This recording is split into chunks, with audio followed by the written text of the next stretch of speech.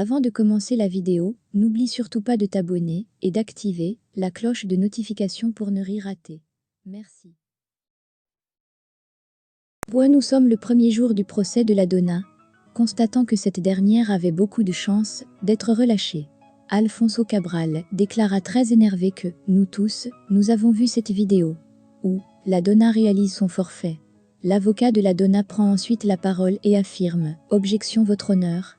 La vidéo en question ne peut pas être utilisée dans ce tribunal. » Énervé, Cabral affirme « C'est une vidéo irréfutable.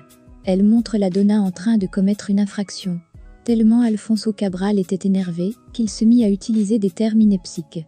Le juge intervient ensuite et demande à ce dernier de modérer et surtout d'être respectueux. De l'autre côté, à la maison d'accueil, tout le monde était assis devant la télévision et écoutait avec attention les informations.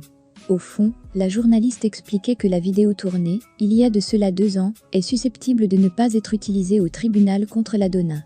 En regardant bien la vidéo, Noelia Molina déclara « Cette vidéo a été modifiée. C'est un truc que tout le monde peut faire. Ce ne sont pas les images originales.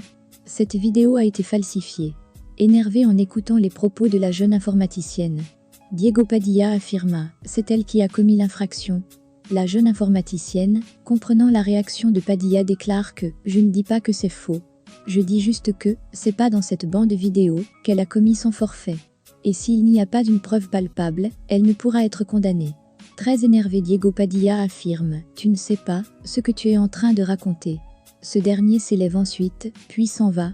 L'informaticienne dit ensuite à sa mère, Florencia Molina, que peut-être cette vidéo a été tournée par Diego.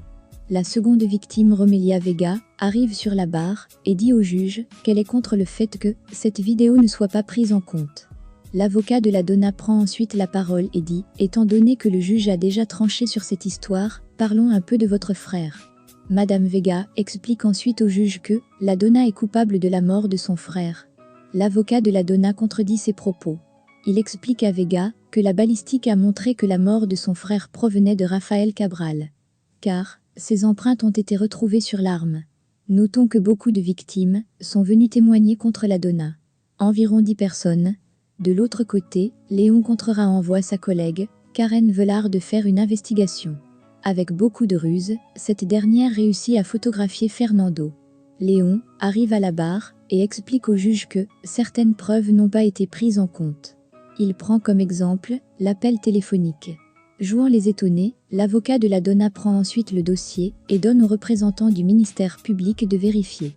Après examen du dossier, le ministère public déclara que le dossier est complet. Notons que Louis-José avait délégué une personne au tribunal qui filmait le procès en caméra cachée. L'avocat de la Donna se retourne et explique ensuite au juge que la Donna doit être relâchée, car elle n'est pas coupable. Plus tard, les victimes de la Donna se réunissent. Et dans leur conversation, ils supposent que la Donna a payé les juges, et qu'elle manipule aussi les médias. De l'autre côté, Luco Navarrete met en place un plan machiavélique et réussit à kidnapper Isabelle Sandoval.